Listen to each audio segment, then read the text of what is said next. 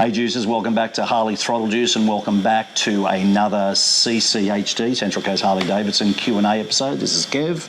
You've seen him before, or if you haven't, your first time joining us, welcome aboard. We are currently sitting down on the lounge in Central Coast Harley-Davidson at West Gosford in New South Wales, Australia. And if you're new to the series, this is a Q&A series where you, the viewer, get to send questions to me via in the comments section, Facebook, Instagram, and then what we do is eventually we will put them together, compile them all together and film them, and you can get your responses directly from a qualified, genuine Harley dealer. Now, Kev, recently I've been fielding a handful of questions about dynos. Yep. Very, very topical discussion. Not that it's controversial at all. No, nothing controversial. No. You know what, just on that, I found there are so many subjects within the Harley-Davidson realm that just strangely just seem to become so topical and controversial, like the ones that we've been fielding about the 2023 launch. A lot of people have a real big problem with the 2023 launch. Fire away. Put your comments in the section and say whatever you like, but I don't know in the company. Kev doesn't own the company. But anyway, there are pros and cons, and there are people that are going to like a lot of the stuff that's happened, and there are people that are going to dislike it and whatever, but that's the good thing. This is the forum. Say what you like. So, on dynos, as you comedically said and implied, it is a controversial thing, and you and I have had a few discussions, just random discussions behind the scenes over time, and I've learned a hell of a lot about it in relation to what actually goes on and what people think goes on and what people think they're getting out of a dyno and whether they should do it or not. So I thought it's about time that we sat down here and filmed it. And I think what people need to understand is what makes it controversial is everyone has an agenda. Yeah. Dynos are an expensive outlay, and people need to get a return on that outlay. They are not cheap to run and operate. Yeah. And it's just really unfortunate that everyone is over-opinionated on dynos. And when you factor in those operators that really want to push their barrow, it really tips the balance of what's real and what's not. Absolutely. So I think you're going to get a lot of value out of this episode, because there are going to be things where you nod your head and go, yeah, I already knew that, or don't worry, I've got a dyno guy and I fully trust him and respect him, and I've got all the numbers and I know what he's doing. There's going to be a lot of people out there that watch this episode and say, I had no idea that can happen. Right, the next time I go to get my bike dynoed, I'm going to make sure that this happens. Yeah? Yeah, we hope to just give you a little bit of information. I'm not the be-all and end-all of everything dynos, but I can just share with you what I've learned over the years in a realistic way. Please, in the comments, don't take it out on me if you feel you know more. I do understand that, but our sessions are about trying to get everyone a little bit of information and start their journey. And then you do what you want with the information, So question one is the basic one, of course. Should riders dyno their bikes? And if so, why? Oh, that's straight into the hard one as well. Yeah, sure. Yeah. All bikes are manufactured with a base program, and that base program will be to cover as many variances as possible, whether they be elevation, whether you're at 9,000 feet or sea level, the fuel quality. There are so many parameters that determine how good a tune is. Yeah, right. A tune that's really set for the US at say Denver, Colorado, it's a mile high, is going to be way different to what we would hope to tune a bike to in Central Australia. Okay, yeah. The computers and a lot of the wave bands and the sensors will factor that in and try and correct as much as they can, but you can't beat having the data as close as you can to your riding environment and the fuel quality. Right, the fuel quality, yep. A bike that is dyno tuned is always going to ride better and feel livelier and crisper than a bike that isn't. Right. If you haven't modified your bike, you probably don't need to do a dyno and have that extra cost of a dyno tune and the software. I'm not too sure if people understand what the tuners are, but basically they are just keys to open the software so it can be manipulated. Right. The tuner itself doesn't actually tune the bike per se. Well, that's a whole topic for another discussion, but that's a very, very interesting point right there, because, and I won't delve too deeply into this because it's not about that today, but there are a lot of people that have very, very strong opinions about which type of tuner to use. Yeah. So you've kind of somewhat dispelled that? Yeah, look, the people, a lot of suppliers will go with a certain tuner because that tuner matches the system on their dyno. Okay. So a dyno jet will, that can handle a few different variations of tuning. But if your dyno guy has software for a particular tuner, and he uses that all the time, go with that one. It doesn't mean it's better than any other tuner. Yeah. He's more familiar and he's going to save time because he knows how to set the tables and just how to manipulate the software. Right. So that's going to save you money. Yep. Yeah. Okay. All right, very interesting. And having said that too, sorry guys, a lot of the tuners now are cloud-based. So the old Screaming Eagle tuner, which was an orange box, there are some with a USB stick, and there are some with all sorts of contraptions. But and if you lose that tuner, you have to buy another one because they are locked to the bike. Gotcha. These tuners that are now cloud-based, it's really convenient because it's just not lost. Yeah. Just don't lose the link to have the tune. Correct. Yeah. Well, this next question that we got kind of ties into that, where it says, are all dyno machines the same? In other words, are there variations in machines which can mean that a dyno on one machine does not cover off what a different machine does? Yeah, they're all similar but different. If I've answered the question there. Yeah. There are variations. It depends on how people set up, whether they run how they set their roller up with a brake or no brake. People do it a little bit differently. The most important thing, I don't know if I'm going to jump ahead. I haven't seen all the questions. That's okay. The most important thing with a dyno tune is to make sure the AFR is right. So that's the air to fuel ratio. Yeah. And making sure your stoichiometric value is right all the way through the rev range. Making sure the timing table's right. A lot of people do dynos to chase numbers. Yep. I've got to have the biggest horsepower, the biggest number. Yep. I can set a dyno tune up, get you the best numbers, and the bike might last 10 minutes. All right. Explain that, elaborate on that. So if we, and we've had it here many years, someone comes in, their bike's got certain horsepower, they ride away, they meet their mate at the pub, and their mate says that they're getting crazy more horsepower. They come back and they tell me, I want another 20 horsepower, and we do it. And we say, look, this is compromising the integrity of the tune now. Yeah. I don't care, I want it. Yeah. And then we have failure later on.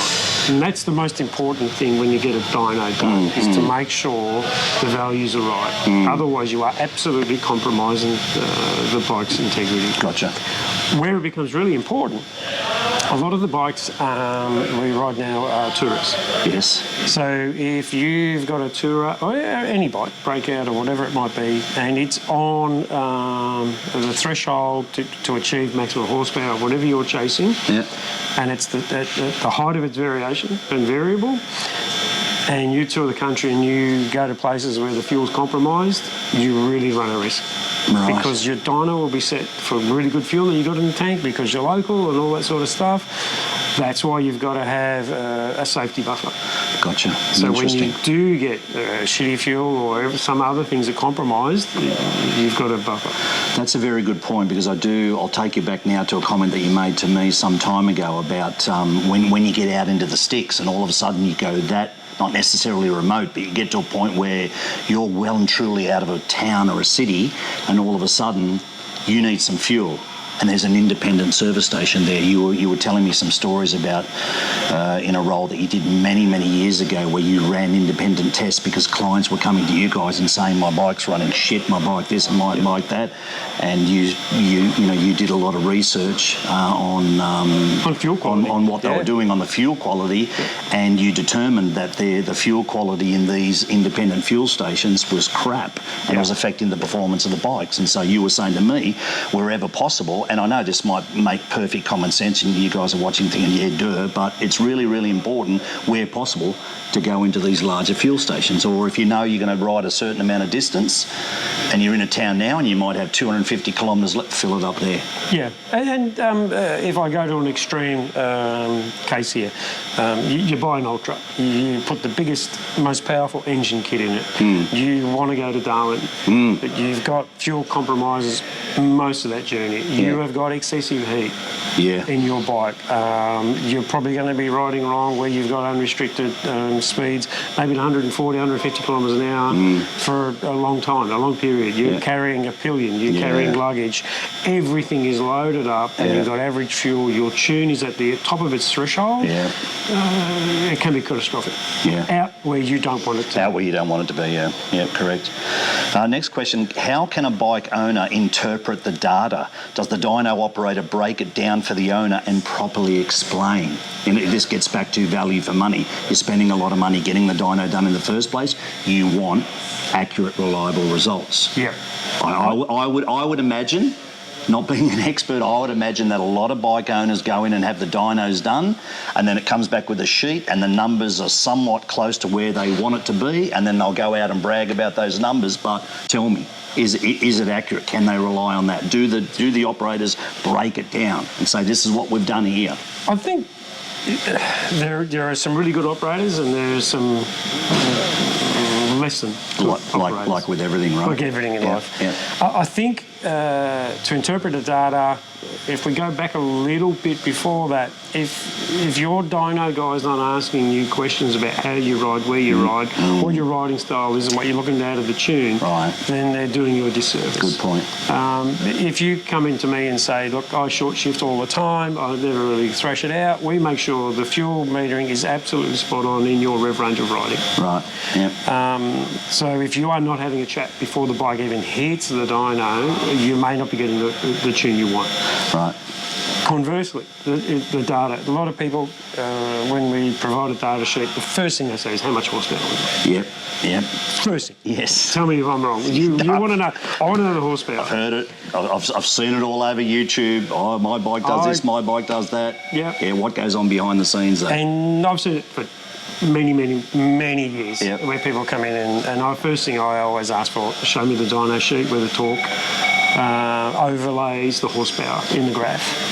The crossover, as I call it. The crossover is really important. Yeah. I'm not too sure if many people understand this, but dyno does not measure horsepower. Right. Dyno measures torque. Yes. Rolling resistance, which is the torque power, the ability to twist. Yeah. So there's a formula that the dyno machine or software uses to determine horsepower from torque. So horsepower from a dyno is torque times RPM divided by 5252. Right. So when you get your data sheet, always ask for the horsepower to cross over at the torque. Yeah. If the dyno, if they don't cross over at 5252, the dyno's factored incorrectly. Right. It's cheating you. Yeah. And I've seen it lots. And a lot of the not so good dyno people won't give you an overlay. Yeah. They'll give you a torque and then they'll give you a horsepower. Yeah. And when I see that, that could be right, but alarm bells ring for me. Straight away. I want to see him cross over. Yeah.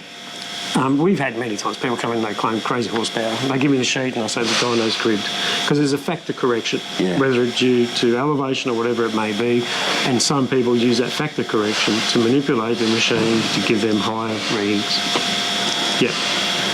But don't go chasing that number. Make sure the tune is right for where you ride. Look at the dyno does not measure horsepower. Yep. It can only measure torque. Correct. And then it's a factor to determine your horsepower. And so the takeaway from that is if you are just chasing a number that you can go and stick on a shirt and say, look what my bike does, I think you're going about it the wrong way. At the end of the day, it's about the performance of the bike, tuning it to the best of its ability. That's where you're going to get your real value out of your bike, not going onto Facebook and saying my bike does this. Yeah, I think a lot of people need to get away from the horsepower thing. Yeah. You know, it's a bit of a fallacy. And a dyno doesn't measure horsepower. And I can factor it many ways you want and manipulate it, but it's not giving the best value. Well, the other thing too is that irrespective of whatever the data says, even if it's accurate and reliable, when are you ringing your bike out, the bike's neck, and riding it around at those RPMs consistently anyway? You're having a squirt here and there, then you're riding, not conservatively, but you're never riding in that range. Well, horsepower, if we look at that, because everyone talks about it, it only has to make that horsepower once, at one time in the graph. Yeah, there you go. And that could be right at the threshold where you never ride. And Yeah. so horsepower's irrelevant. Yep. What you need to do is make sure the bike's rideable. Yes. Many times in our previous life where we've built race bikes for 1 litres, super sports, whatever it may be, we'd send the riders out, they come back in, we may do adjustments and we send them out again. And a very high profile rider, who's world renowned, came back into us and said, bike feels slow. And we retrieved the data and went, well, you're 2 seconds a lap quicker. Because it just feels better. Yeah. And he was in disbelief. Yeah. It feels slow. Because it's so much better to ride. And you've got similar stories from the V8 supercars days, right? Yeah, look, telemetry is a big thing these days. And years ago we never had as much telemetry as we do now. Yeah. So how did you go about it? Well, we would walk the track. So when we'd be sitting there watching the cars go past, we'd be at a particular point on the straight and we'd say, he's grabbing a gear there, there's an X gear there and his next gear there. Yeah. And someone might come along, I had to use a name, like Casey Stone or whatever it might be, and he's grabbing a gear of 50 metres earlier. Yeah. And then 50 metres earlier and then 100 metres earlier. And at the track, you can visibly see that he's going to be much faster than that guy over that 50 metres. Yeah. Why is he faster over 50 metres? Because the bike's more rideable. Yeah. Yeah. And if the bike's more rideable and it gives you that smoothness and throttle response that's right, your bike's going to be absolutely perfect. Yeah. I'd rather... And not worry about the horsepower. Yeah, and not worry about the horsepower. Yeah. Because I want to make sure the bike's rideable and it's going to do it lap after lap after lap. Yes, that's important. Another thing about telemetry, we had another very high-profile rider, and this is before telemetry, and we started picking it up a little bit, but the bike we built for him was unrideable. It was just extreme in its power delivery. Right. And we couldn't work out why he was faster than his teammate, and by a large margin. Yeah. And what it was, after we managed to get a little bit of telemetry, was that even under power, the rider was applying rear brake to make the bike squat and sit and be better. And the rider didn't even know he was doing it. Wow. He was actually riding around the bike, not having a good power delivery. Right. With telemetry, we could then go, wow, do you know you're doing this? Gotcha, yeah. You're actually you're trail braking even under full power to try and control the bike. Yeah. And that's an example of a bad delivery. Yeah. And so if you get your bike tuned for horsepower and it's doing that and you don't like the way it's delivering, the bike's unsafe. Yeah. You're not really, if you want to be quick, you're not quick. Yeah. And there are so many downsides. And if the tuner has sought horsepower over power delivery, we don't know where the AFR's at. Yeah. There you go. You know, one of our earlier questions was in regards to if I put a stage 2 cam in, what's my back in warranty? another episode, yeah. And I said to you, it's really a factor of the tune. Yes. Yeah, you know, a lot of things come back. You've got to make sure the tune's right. Yep. You've got to make sure you have a relationship with the tuner. Yeah. If your tuner's not asking you questions about how you ride and what you want, you're really wasting your money. Yeah. And a good dyno tune, you're actually renting the dyno. So there are times when we were doing dynos where we'd quote people 2 or 3 hours, and sometimes it'd take us 7 or 8. Right. But it would not come off our dyno until we were happy with it. Yeah. So sometimes when you chase a cheap dyno tune, at some point they'll say, no, I've spent enough time, that's as good as it's going to be. Yeah. And it may still be compromised. Yeah. So the cheap dyno is not always the best. Correct. And the dear dyno is not always the best. Well, that's right. So a lot of you out there might be watching this saying, I got a guy and I've dynoed all my bikes and I go to him all the time, and you might have a great relationship with him or her, and they have a coffee and you've got a good feel when you're there. Are they asking you those questions when you're getting the graph and the tables back? Do you have the crossover at 52? Because you might have been dealing with that person for the last 11, 15, 20 years dynoing in your bikes, but you might have been doing it incorrectly. It's really You've funny. got a number, but... When people come in and we're talking about people that are involved in motorsport, drag racing, motorbike racing. I say to them, hey, look, you know, what's the overlay? And ask them about 5250, and they haven't got a clue. And it's no fault. They just they haven't been trained properly, and they don't understand what they're looking for. Yep, absolutely. And it's important because you said right from the outset, it's an expensive outlay. And if you're going to go and do it, then it really needs to be about the performance of the bike, not a horsepower number. Yep. I'm going to spend that much money. Let's do it right. So why not look into it? The other thing I've seen in the past, and we would often do an AFR run for people, and that would determine if the tune was right. Yeah. Because a lot of people can put pipes on a bike and it throws the tune out. Yeah. And it leans it out. The lean will give you power, but it's dangerous. It's going to compromise the engine because it's generating heat. Heat dissipation is the enemy of an engine. Right. You've got to control your heat, Yeah. whether it be thermal capacity of the combustion chamber or it's a cooling efficiency. Yes. So we used to do a lot of AFRs, and just by putting the bike on the dyno and doing a run, people would pick up their bike and ring us the next day and say, "You've tuned this, it's so much faster." Wow. And we hadn't touched the tune. Oh. It's a bit like the old Italian tune. Right. Because a lot of people will ride these bikes never really revving them out or running it through the rev range and short shift, and it would just carbon up. Right. Put it on the dyno, do a few runs. Yeah. And all of a sudden it rides like a new bike. Yeah. Sometimes that can happen when people go to get a dyno tune thinking they got more power. Yeah. And all that's happened is reduce the carbon build-up. Right. So Interesting. Make sure you check that AFR. Make sure you check that crossover point. Now, the last question, I think we've covered it by default by going around and elaborating and embellishing on the responses to all the other questions. But just so that you know, we've received the question. We're asking it, are there pitfalls with dynos? That is, are there cowboy dyno operators who do not properly test bikes with the owners going away thinking that their bike has been properly tested? So there you go. We did answer the question, or ask the question.